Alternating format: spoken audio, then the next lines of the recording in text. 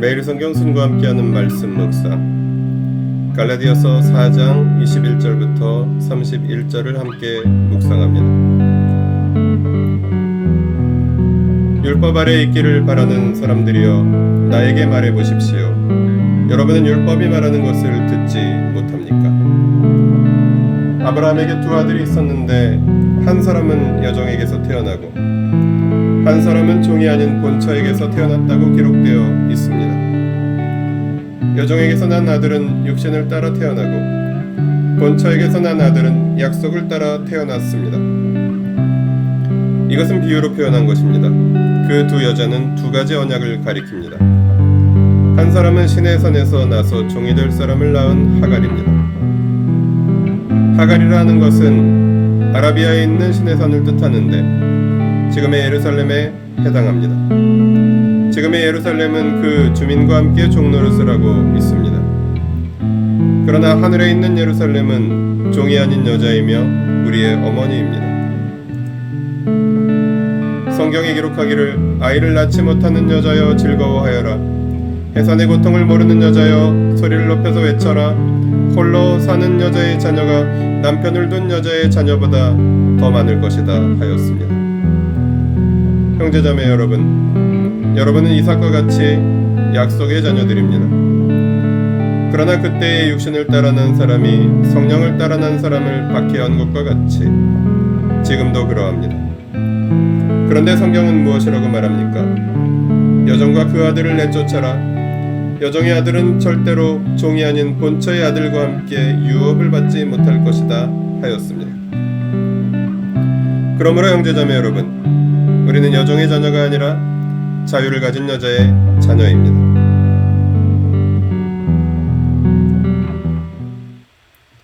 (21절부터 23절은) 아브라함의 두 아들을 소개합니다. 바울은 아브라함의 두 아들 이스마엘과 이삭의 예를 제시합니다.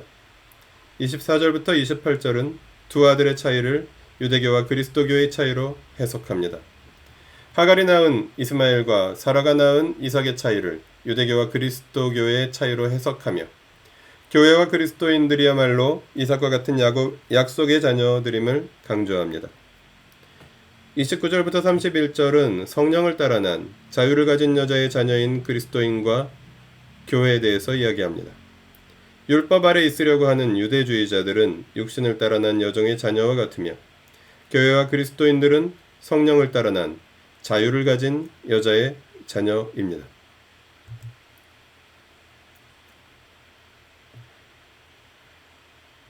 본문을 통해 무엇을 깨달을 수 있을까요? 복음은 기존 가치관을 전복시킵니다.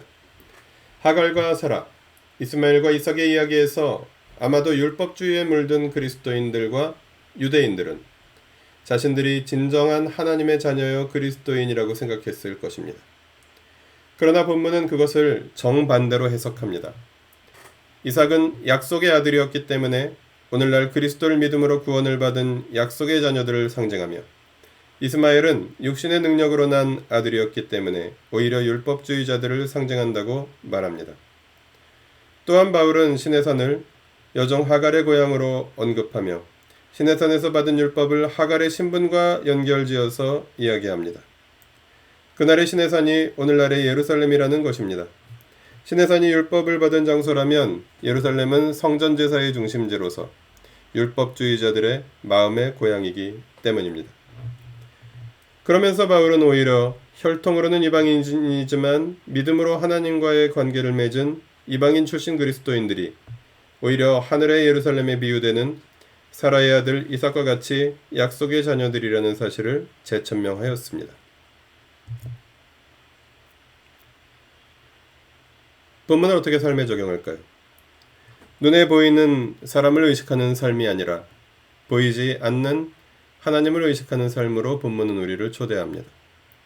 당시 유대교 율법주의의 영향을 받은 사람들이 자신들의 정체성을 표현하며 내세우는 것들, 할례, 구약의 제사, 절기의 준수, 신분과 혈통, 선행 등은 모두 눈에 보이는 것들이었습니다.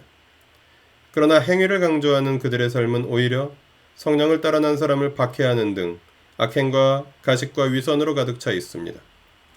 그들은 하나님의 시선이 아니라 사람들의 시선이 중요하기 때문입니다. 본문은 이렇게 눈에 보이는 것들로 정체성의 근거를 삼지 말고 보이지 않는 것, 육신이 아니라 성령을 따르는 삶을 통해 정체성을 추구하라 가르칩니다. 믿음 안에서 하나님과의 친밀함으로 성령의 인도하심과 함께 하심을 따라 우리는 오늘도 우리가 하나님 나라 백성임을 확인하며 마땅히 걸어가야 할 길을 갑니다. 우리에게는 사람들의 시선이 아니라 하나님의 시선이 중요하기 때문입니다. 기도하시겠습니다. 믿음을 통하여 약속의 자녀가 되는 은혜를 주신 하나님, 눈에 보이는 내세울 것이 전혀 없지만 저는 이미 하나님 백성이요 약속의 자녀라는 사실을 감사하며 오늘도 저의 길을 걸어갑니다. 화려하지 않고 알아주는 사람도 없고 쉽지도 않지만 사람들의 시선을 의식하지 아니하고 주님의 시선으로 주님의 마음으로 걸어가는 것을 연습합니다.